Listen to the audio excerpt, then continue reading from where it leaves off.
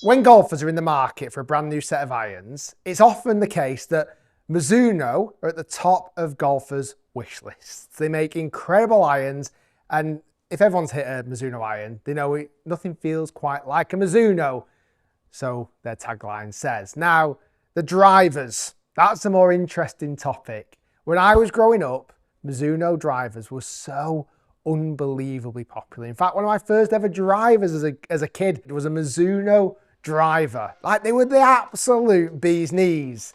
Over the last kind of 15, 20 years, driver popularity of Mizuno just dipped, and there's no massive reason why.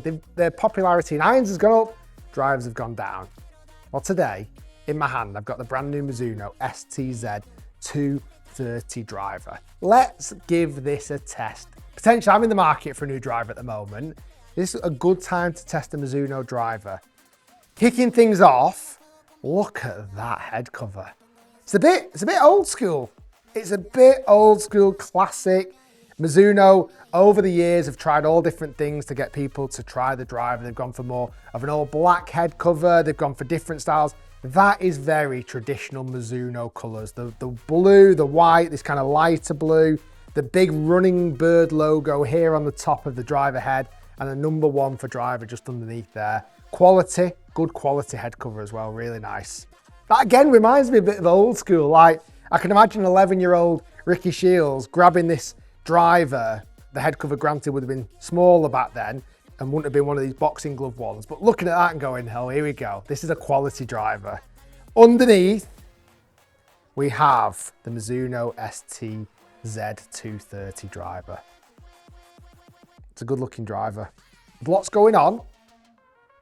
There is a lot going on actually, but that's actually a good looking driver. We see a few things. First off, almost looks like a carbon window on the top of the driver there. It's like there's carbon underneath, but they've almost put it in this almost perspex finish. It kind of highlights the carbon, but almost it's more like it's under the cover. So I've never seen it been done like that before. It actually looks really good. Underneath, there's quite a bit going on. There's this Cortex chamber, which is apparently helping with faster speed across the face, helping the driver spin less as well, increase the speed, and delivers incredible, solid sensation impact. Incredible, solid sensation impact. I'm intrigued to try that. Also on this driver, you've got an adjustable sleeve. It goes up by 2 degrees, down by 2 degrees, and also can put it in an upright setting. I've just got this set in standard 9.5 degrees of loft. And also underneath, that kind of carbon theme continues. That kind of almost perspex carbon window is underneath as well. The reason for that, carbon at the top, carbon at the bottom, they can move that extra weight and put it more in the perimeter to offer more forgiveness.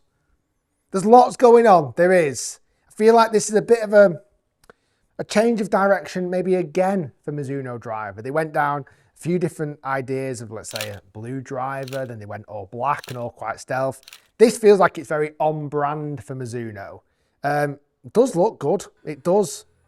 Now, for the price, it's £449, so sits right in that category of TaylorMade, Callaway, Titleist, etc. Maybe just a tiny bit less than those guys.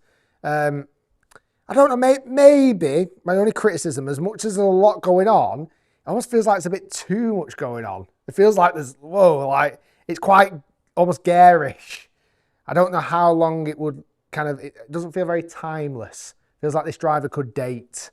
Anyway, let's hit some shots. Let's see how this performs. I've just got a hazardous smoke shaft in this, 6.5 low spin. As I said, 9.5 degrees of loft.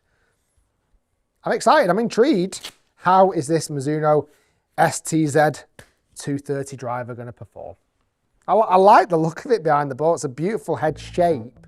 It looks very square, looks very inviting to hit. Got the running bird logo on top to aim for.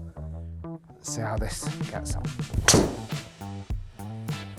Oh, that's not a bad start. Oh, dead straight, a little bit shorter than what I'd expect, but first shot, just a nice little warm up to get going. It felt good off the face, and I'll take that direction every day of the week. In this review, what I'm trying to figure out is a Mizuno driver maybe something I want to contemplate using, putting in the bag? Again, I'm in the market of a new driver at the moment. But also, more importantly, I want to share my thoughts with you guys, whether a Mizuno driver is capable of competing with the Callaway's, Titleist, TaylorMade, etc. Because again, it was honestly, if you played golf in the late 90s, it was all about Mizuno drivers. It really was. And it just feels like the driver stock has gone down so much. Is it justified? We'll find out.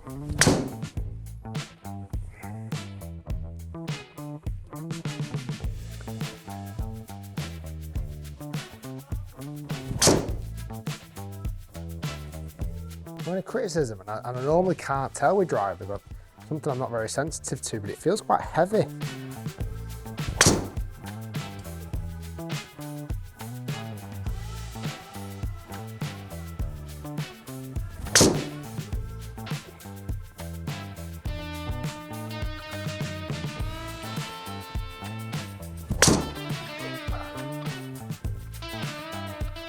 I'll be long. Okay. Interesting start for the Mizuno driver. The first kind of 4 or 5 shots I hit, they were okay, like directionally brilliant. Everything was just a little bit from the heel. I felt like I couldn't quite hit the middle. The last one then, found this with a couple of drivers this year. I actually aimed to try and hit that more from the toe, and I absolutely smoked it out the middle of the face. So I might have just found a way of kind of finding the middle. Let's hit a bunch more, and then those first few might be kind of counted as warm-up shots potentially, because I wasn't finding the middle at all, but now I am.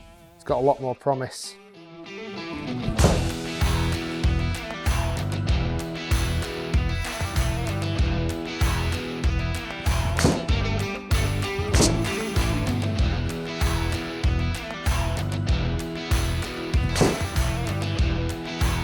None of them I'd be disappointed out on the course.